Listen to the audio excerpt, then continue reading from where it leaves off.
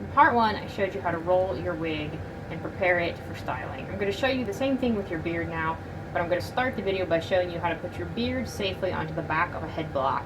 It's hard to find chin blocks. They don't sell them a lot of places, and it's a very specialized item. So this way, if you have a head block, you can use it for both your wig and your beard. You're going to use the back side of the head because it's more curved, a little bit more bulbous, easier to work with. I'm going to take a beard I've got here. This one's on an elastic, which is going to be no problem. I'm going to lay it across here. Set up here. And I'm going to go ahead and I'm going to lay it there so my lace edge is nice and flush with the surface of the piece. And I'm actually using the elastic to just hold it in place while I do that, just to give me a handle. I'm going to put a couple of pins in the elastic, not in the beard, to hold it in place while I block it down correctly.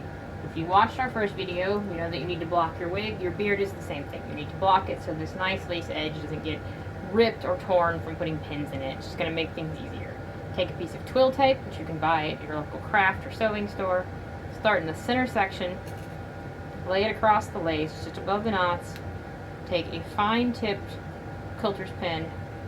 Put it through the twill tape in the lace. And then you're just going to work out. You want your lace to be nice and smooth. No rimples, no wrinkles, don't want any edges rolled under. Why do we do this? We want to make sure that when we are pulling and tugging on this, putting rollers in it, combing it, brushing it, that we aren't putting stress on the lace. If I just put some pins in the lace, I'm going to put a hole in the lace.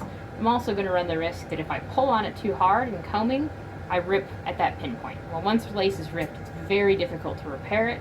So we don't want to do that. We want to stabilize it. We want to keep it nice. This also keeps the edge in nice shape. It's going to lay more nicely against your skin if it's blocked correctly whenever you style it.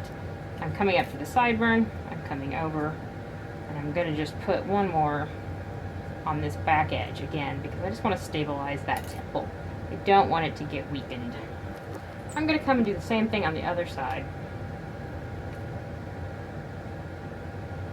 I'm putting my pins about every inch. That's not a must, but that's about what I like to do. I'm not measuring them, I'm just eyeballing it. Coming up right through there.